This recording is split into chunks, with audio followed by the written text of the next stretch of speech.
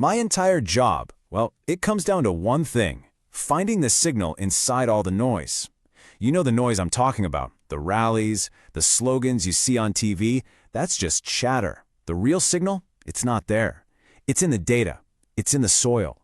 So today, let's go to the Chozuba constituency in Nagaland. We're going to look for that signal, and we're going to try and understand governance the way it should be understood, not from the top down, but from the ground up. So here's how we'll break it down. First, we'll get a feel for the place, the pulse of the soil. Then we'll pull out the 3 key signals from the 2023 election. After that, we'll do a bit of an autopsy on the outcome, look at the history, and finally, lay out a real blueprint for rebuilding. It's about finding that path from numbers to a new beginning.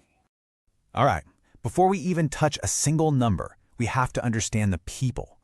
See, Chozuba isn't just a list of voters on a sheet of paper. It's a real community. We're talking overwhelmingly rural, deeply tribal.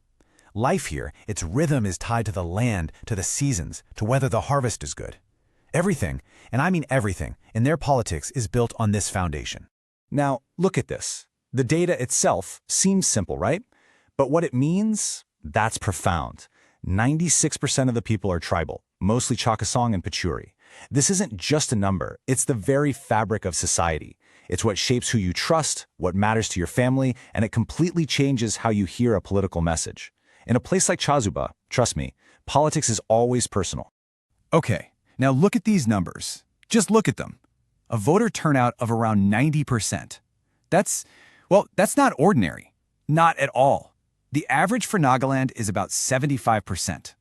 Think about it. When 90 out of every 100 people who can vote actually do vote, that's not just civic duty. No way. That is a shout. It's a whole community, completely engaged, sending a powerful message. They're demanding to be heard. So, that's the big question, isn't it? What are they saying? When an entire community speaks with this much conviction, what is the message? It's about their daily lives. It's that simple. They're talking about that stalled national highway, the one that was supposed to be a sign of progress but is now just a bottleneck. They're talking about the district hospital in Fek, which, frankly, needs life support itself.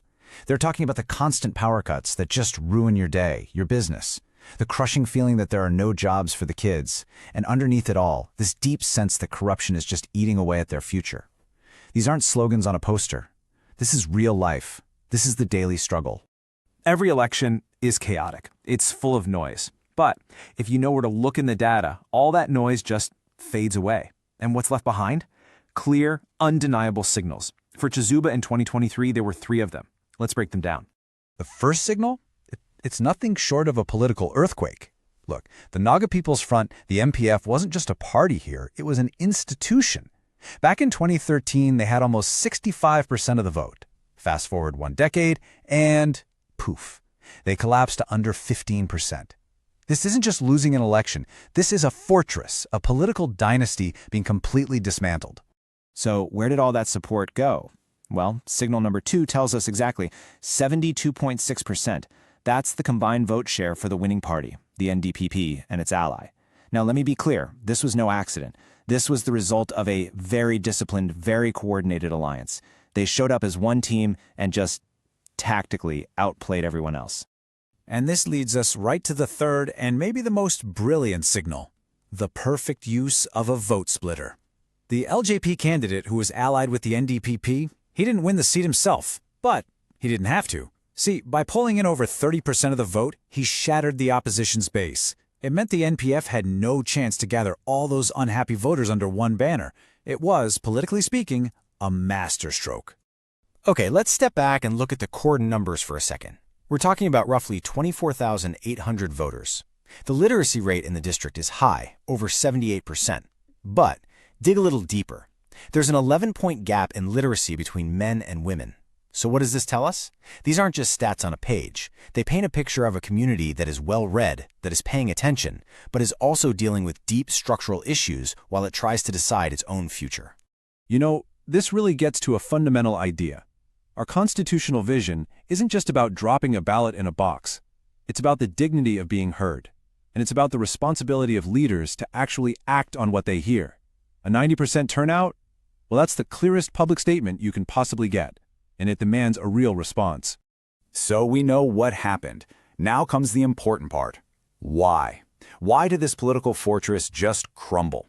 And let's be very clear, we're not here to point fingers at people. We're here to look at the system, at the machinery that just broke down. So let's perform an anatomy of this outcome. When you look closely, 3 core problems really jump out. First, just plain organizational weakness. The entire machine was rusty, from picking the wrong candidates to having basically no digital presence.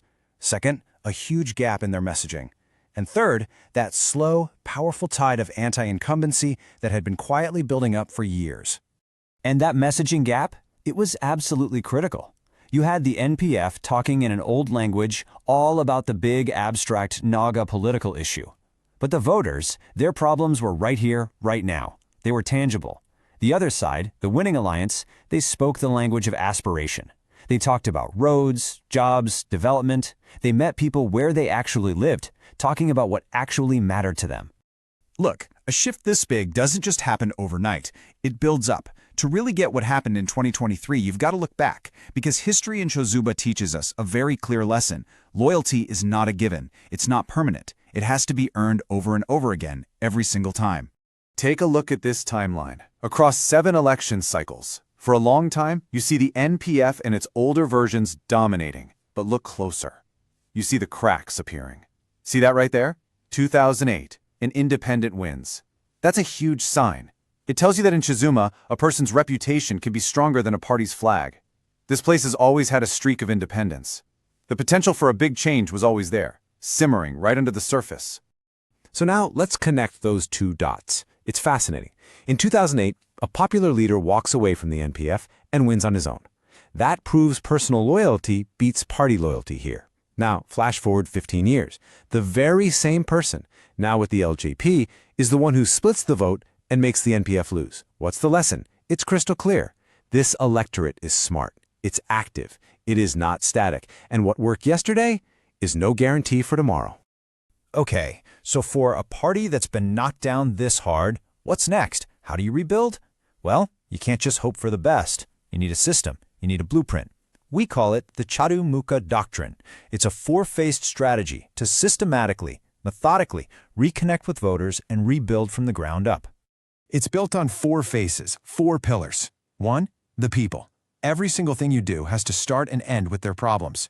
2, the party. You have to actively go out and earn back trust. It won't come on its own. 3, the candidate. Your outreach has to be personal, human to human. And 4, the opponent. You have to understand what they're doing and have a smart counterplan. All 4 have to move together perfectly in sync. But listen, a strategy is just words on a page until you make it real, right? So how do you take this blueprint from a concept, from something abstract, and make it work in the real world for real people? You need a bridge. You need a practical tool that connects a policy failure to its actual human cost. And this is that bridge. We call it a grievance map. The idea is simple, but it is incredibly powerful. You take a policy failure and you connect it directly to a human story. A stalled road project isn't just a line item in a budget. No, it's spoiled crops for a farmer who can't get to market. It's a child who misses school again. This is how you stop talking politics and start talking about life. This is how you find the human truth. And whenever we talk about understanding people's problems on this level, we have to talk about trust. It's everything. The spirit of our privacy laws is very straightforward. You collect only what you absolutely need, you use it only for the reason you said you would, and you always do it with the person's consent. Trust isn't given. It's built on this foundation of respect and dignity. Because in the end, it all boils down to this, doesn't it? Winning an election, that's not the goal. It's just the beginning. The real measure of a leader isn't how big their victory was. It's about the real, measurable improvement in the lives of their people. Real governance is about delivery. It's about being accountable. It is about having a purpose that is bigger than just politics. If you want to become a people-centric leader and uplift your constituency, get in touch with blueprintstrategies.ai at mgr@blueprintstrategies.ai or call 080-420-41602. Purpose beyond politics.